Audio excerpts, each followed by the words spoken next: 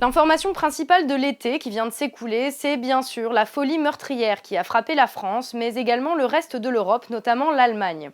Mais au-delà des tristes bilans humains, que peut-on dire des attaques terroristes qui ont endeuillé le mois de juillet? C'est bien sûr l'ombre de Daesh, l'autoproclamé État islamique, qui plane aujourd'hui de Nice à Saint-Étienne-du-Rouvray.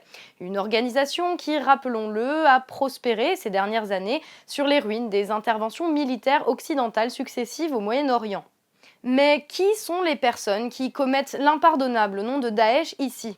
Visiblement, bien davantage des individus socialement isolés, naviguant jusqu'ici entre violence, petits délits et tendances suicidaires, que des fondamentalistes religieux porteurs d'une vision du monde structurée.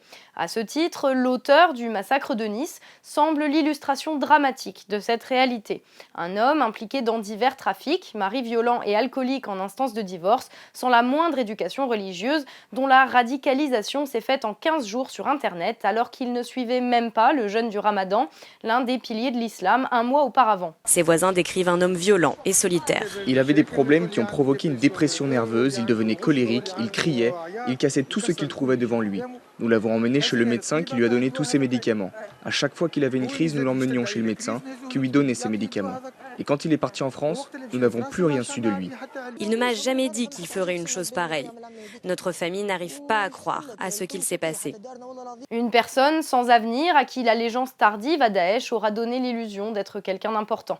Un cas au final guère différent de celui de l'auteur de la tuerie de Munich qui, en se présentant, lui, comme un défenseur de l'Occident contre l'immigration, a pu lui aussi donner une signification idéologique de dernière minute à une explosion de rage meurtrière insensée. Un jeune homme de 18 ans, sans antécédent judiciaire, mais avec un passage récent dans un hôpital psychiatrique. Les enquêteurs suspectent l'homme de s'être inspiré de la tuerie d'Anders Breivik, ce Norvégien d'extrême droite, qui avait tué 77 personnes il y a 5 ans, jour pour jour.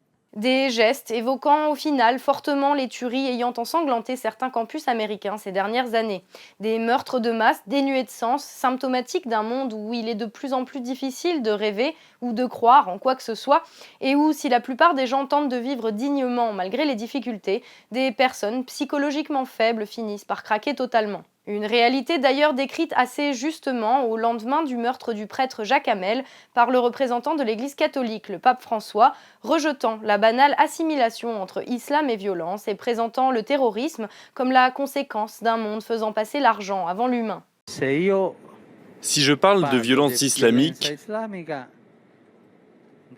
je dois aussi parler de violence catholique. Tous les musulmans ne sont pas violents. Et tous les catholiques ne sont pas violents. Je pense que dans presque toutes les religions, il y a un petit groupe de fondamentalistes. Et je pense qu'il n'est pas juste d'identifier l'islam à la violence. Ce n'est pas juste et ce n'est pas vrai. Une parole de bon sens qui sort du lot quand nos politiciens préfèrent surfer sur les drames en créant des polémiques n'ayant pas lieu d'être, quitte à exciter le fantasme d'une guerre de religion. Mais il faut les comprendre, raconter n'importe quoi est sans doute plus facile que de mener une politique responsable permettant au pays de retrouver la cohésion qui lui fait tant défaut aujourd'hui.